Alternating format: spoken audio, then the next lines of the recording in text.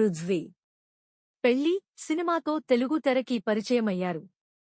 ఈ సినిమాలో ఆయన బబ్లూ అనే పాత్రను పోషించారు. అప్పటినుంచి ఆయనను అంతా బబ్లూ, పృథ్వీ అనే అంటారు.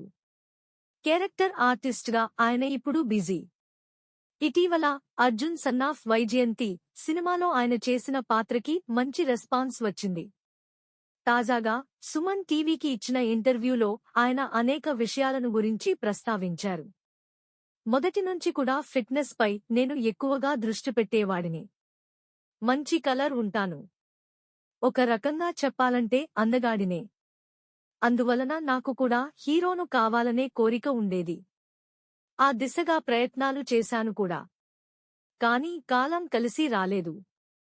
ఆ సినిమాలు మొదలు కాకపోవడమో, మధ్యలో ఆగిపోవడమో జరుగుతూ వచ్చింది. అందువలన వచ్చిన అవకాశాలను నేను ఉపయోగించుకుంటూ వెళ్లడం మొదలుపెట్టాను అని అన్నారు. నేను ఎక్కువగా బాలకృష్ణ గారితో చేశాను. ఆయన అంకితభావం ప్రత్యక్షంగా చూశాను గనుక ఆయనను ఎక్కువగా అభిమానిస్తూ ఉంటాను.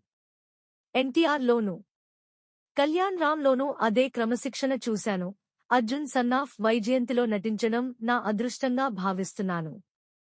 తెలుగులో నా మొదటి సినిమా అయిన పెళ్లికి నేను అందుకున్న పారితోషికం 50,000 అయితే, అర్జున్ సన్నాఫ్ వైజయంతి కోసం నేను తీసుకున్నది 50 లక్షలు.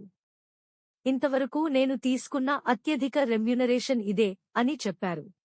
Please subscribe BCN channel. Please subscribe BCN channel. ఇందులో మీకు కావాల్సిన అన్ని రకాల హంగులు ఉంటాయి. Hi, this is MM Sri Lanka. Please subscribe to BCN channel.